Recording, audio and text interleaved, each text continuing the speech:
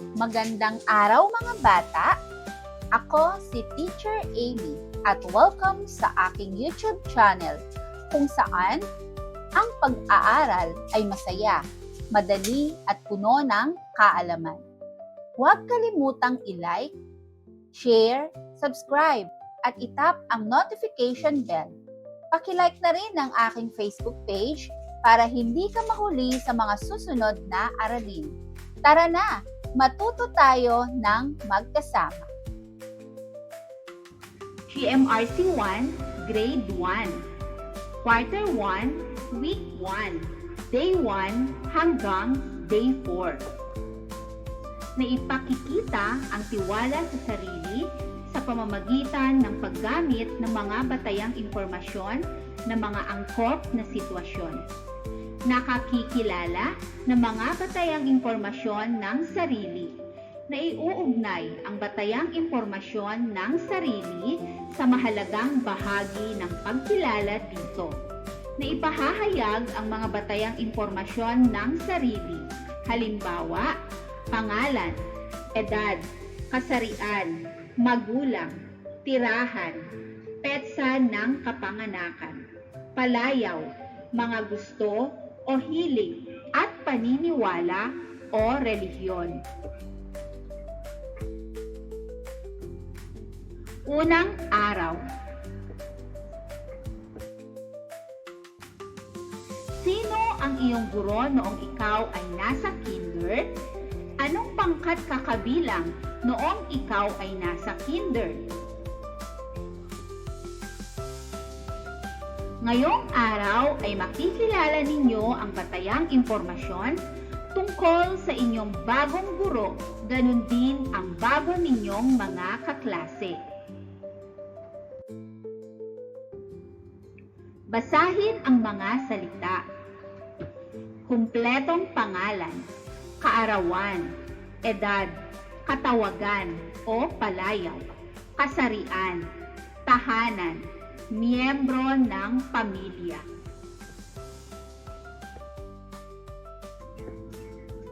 Kahulugan, pangalan ay ang pagkakakilanlan ng isang tao. Palayaw, pinaikling pangalan o katawagan. Edad, ang tawag sa bilang ng taon mula nang ikaw ay ipinanganak. Kaarawan, ang tawag sa araw ng iyong kapanganakan.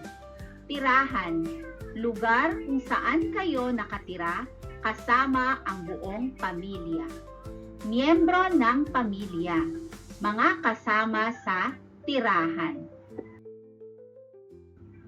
Sasabihin ng guro ang mga batayang impormasyon tungkol sa sarili, gaya ng kumpletong pangalan, katawagan o palayaw, nickname, edad, kaarawan, araw ng kapanganakan, kasarian, tahanan o address, pangalan ng miyembro ng pamilya.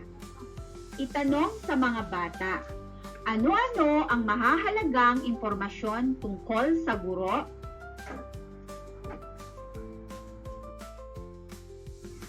Maglalaro ang klase ng pasahang bola, kasabay ng tugtog.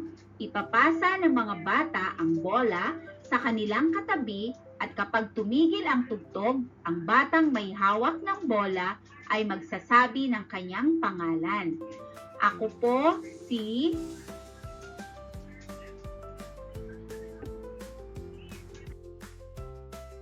Ang batayang impormasyon ay magagamit mo sa pagpapakilala sa iyong sarili. Mga tanong. Una, ano-ano ang mga batayang impormasyon tungkol sa sarili? Ikalawang tanong, bakit mahalagang alam natin ang mga batayang impormasyon tungkol sa sarili? Tukuyin kung anong impormasyon ang dapat sabihin sa mga sumusunod na sitwasyon. Una, may bago kang kaklase at nais mo siyang makilala. Ano ang dapat mong sabihin o itanong? Ikalawa, ikaw ay nahiwalay sa iyong nanay habang kayo ay namamasyal sa mall. Ano ang dapat mong sabihin sa gwardiya para madaling mahanap ang iyong bahay? Tatawagin ng guro ang bawat mag-aaral upang sabihin ang mga batayang impormasyon tungkol sa sarili. Gawing batayan ang mga sumusunod na parirala.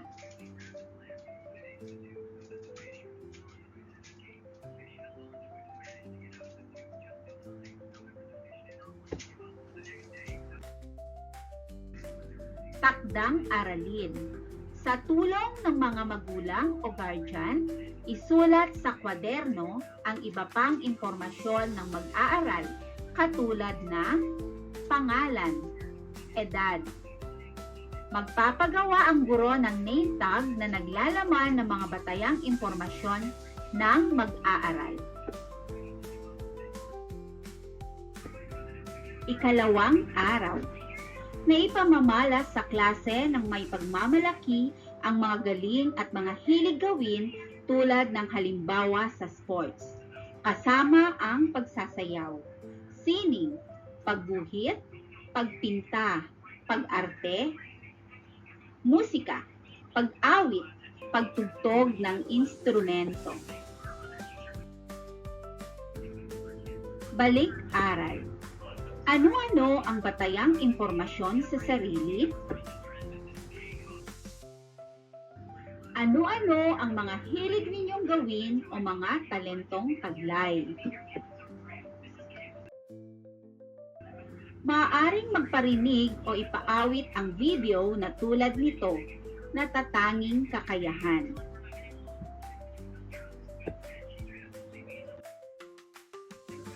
Ano-anong kakayahan ang ipinakita sa awitin? Kaya nyo rin ba itong gawin? Ipahayag sa mga mag-aaral na ang aralin ay tungkol sa pagpapamalas ng mga galing at mga hilig gawin. Sumasayaw, kumakanta, gumuguhit, nagpipinta, naggigitara.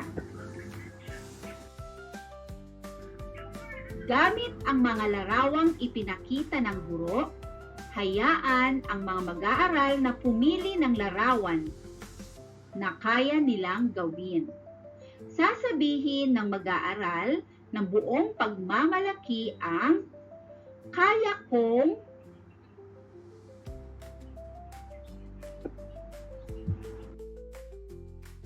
talakayin natin. May mga kakayahan ang iba na kaya ring gawin ng nakararaming bata at mayroon din namang hindi kayang gawin. Ipagmalaki ang natatanging kakayahan o talento at lalo pa itong paghusayan sa pamamagitan ng pag-e-ensayo. Tanong. Una, ano-anong talento o kakayahan ang kadalasan nating ipinapakita sa paaralan? Pangalawa, paano mo ibinabahagi ang natatanging kakayahan o talento sa ibang tao? Ipakita ang larawan ng masayang mukha kung kayang gawin ang sumusunod na gawain at malungkot na mukha kung hindi.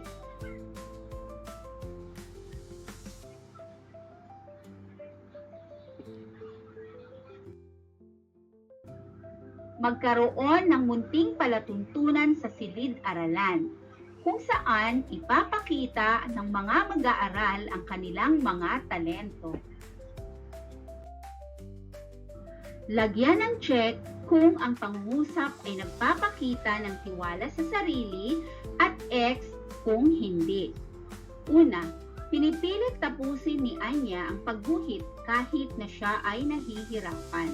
Ikalawa, palaging nag-e-ensayo si Jiro sa pag-awit bilang paghahanda sa kanilang palatuntunan sa paaralan. Ikatlo, buong giliw na ipinakita ni Rina ang husay niya sa pagsasayaw.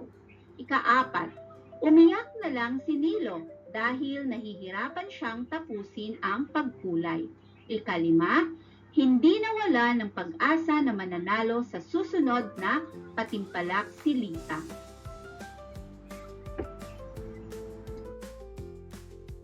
Magdikit ng larawan sa kwaderno ng natatanging kakayahan at isulat sa ibaba ng larawan ang pangungusap na kaya kong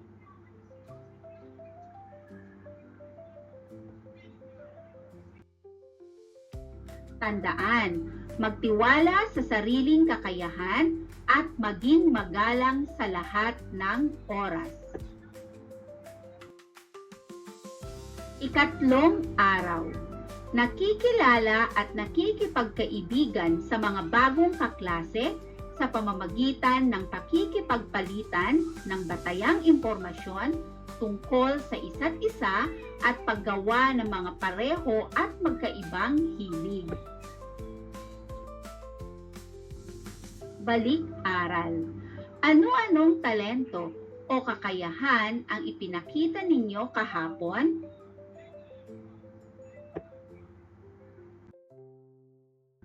Sino sa mga klase ninyo ang naging kaibigan na? Tapikin ang balikat ng bagong kaibigan at sabihin, ang ganda o ang gwapo mo.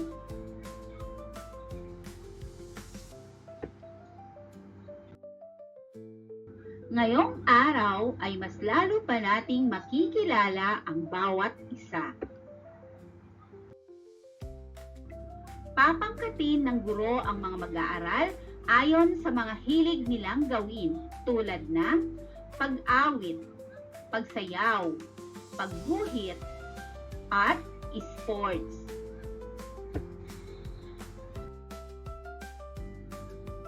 Ilahad muli ang mga sumusunod na salita. Kumpletong pangalan, kaarawan, katawagan o palayaw, tahanan, miyembro ng pamilya, talento. Ipaliwanag muli ng guro ang kahulugan ng mga salita sa pamamagitan ng pagbibigay ng halimbawa. Ang bawat pangkat na nabuo ay uupo pabilog at isa-isang magpapakilala ang mga mag-aaral gamit ang mga batayang impormasyon.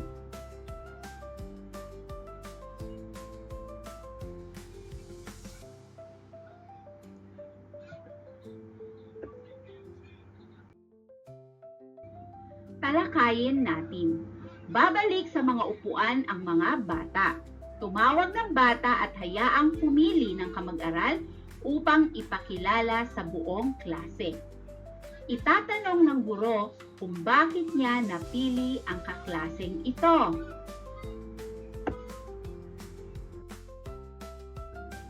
Tanong. Una, paano ninyo nakilala ng husto ang inyong mga kaklase?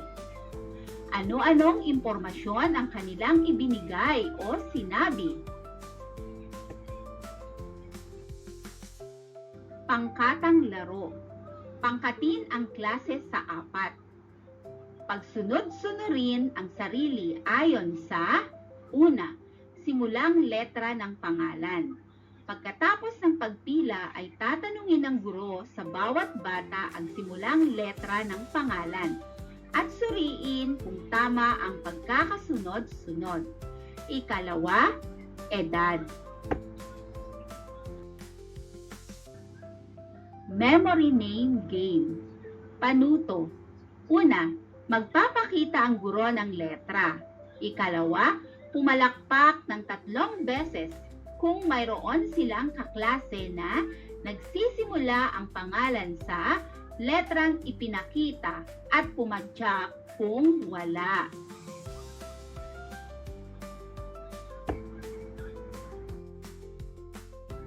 Gawain.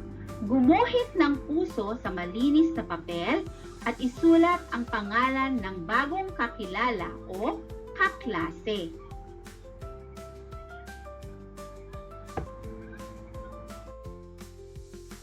Tandaan, panatilihin ang tiwala sa sarili at maging magalang sa lahat ng oras. Ika-4 na araw. Nakikilala ng may paggalang ang pagkakapareho at pagkakaiba sa galing at hilig ng mga mag-aaral. Balik-aral. Tawagin ang pangalan ng katabi at sabihin ang "Kumusta ka?" Sabihin ang pangalan ng kaklase.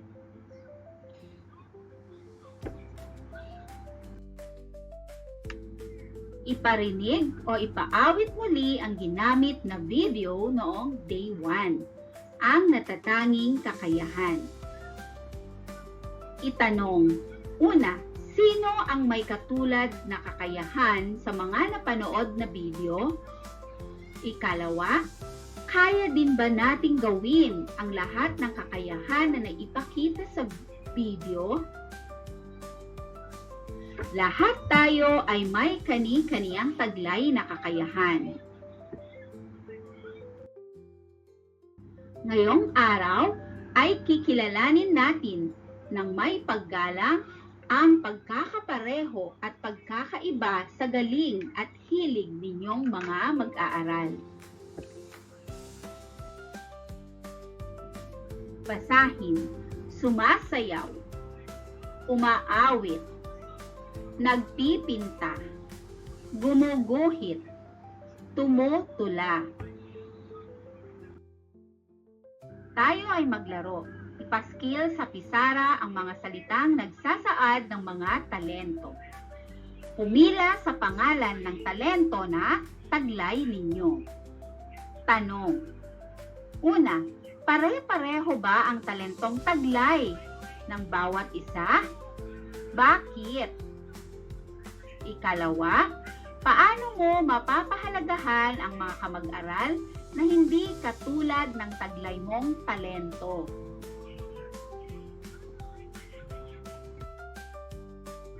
Iguhit sa unang kahon ang hilig gawin at sa pangalawang kahon ang hindi hilig gawin.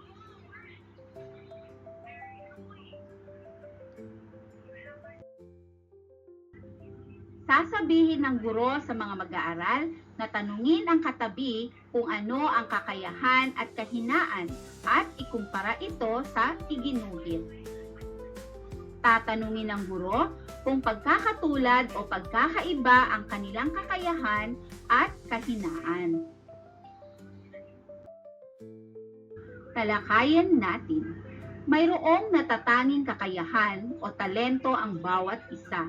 Igalang ang mga bagay na hindi kayang gawin ng iba. Mga tanong. Una, ano ang maaari mong gawin sa iyong kaklase kung mayroong bagay na hindi kayang gawin? Ano naman ang maaari mo pang gawin upang mapaghusay o mapaunlad pa lalo ang angking talento?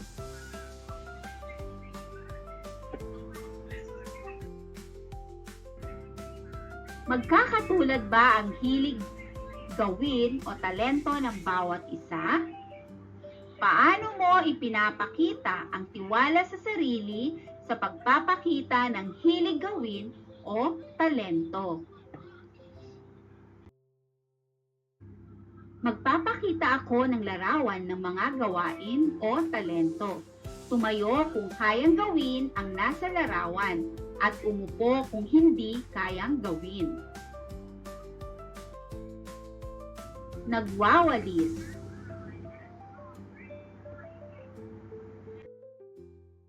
Naghuhugas ng plato. Lumalangoy.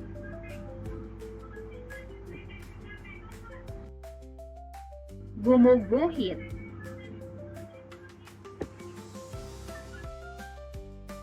Nagpupunas ng bintana.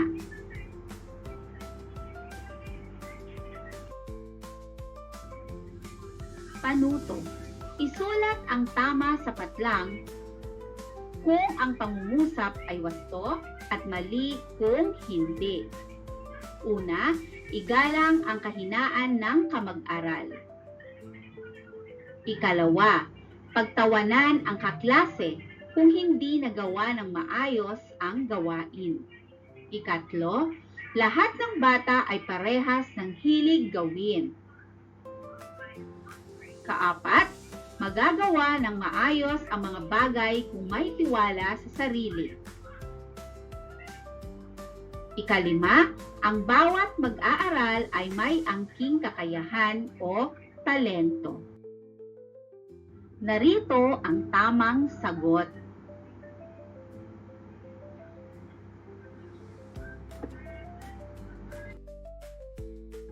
Tandaan, magagawa ng maayos ang mga bagay na kaya at hindi kayang gawin basta may tiwala sa sarili. Panatilihin ang tiwala sa sarili at maging magalang sa lahat ng oras.